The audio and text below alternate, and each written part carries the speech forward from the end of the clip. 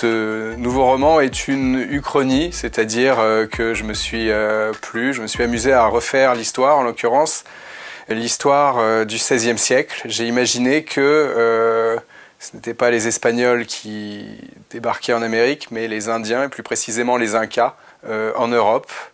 J'avais lu une nouvelle de Carlos Fuentes qui tournait autour de cette idée, une nouvelle qui s'appelle L'Oranger. Et donc moi je me suis dit, bah oui, tiens, j'ai envie d'écrire ça.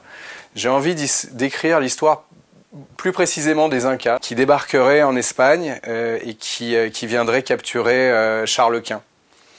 Et donc je me suis beaucoup intéressé à l'histoire de la conquête et des conquistadors, et comment Cortés et Pizarro, avec quelques poignées d'hommes, quelques centaines d'hommes, ont réussi à conquérir des empires de plusieurs millions de personnes. Et donc, dans la situation inverse, Atahualpa débarquant avec environ 200 Incas, comment lui ferait pour prendre possession de l'empire de Charles Quint, avec un contexte évidemment différent.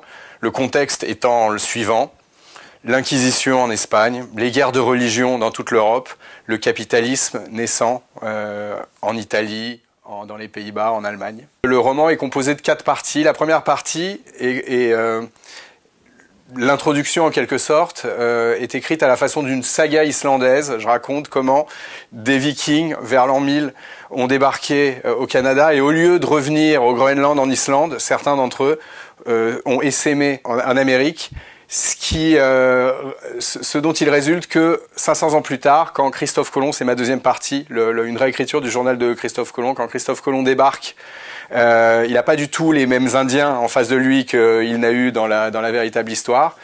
Ma troisième partie, ce sont les chroniques d'Atahualpa, qui constituent vraiment le cœur et le corps de l'ouvrage. Et j'ai eu envie de terminer avec un épilogue qui soit un pastiche de Don Quichotte, articulé autour de la bataille de Lépante en 1571. Voilà. Donc on a ces 4 grandes parties, dont le cœur est vraiment l'histoire d'Atahualpa, les aventures d'Atahualpa en Europe.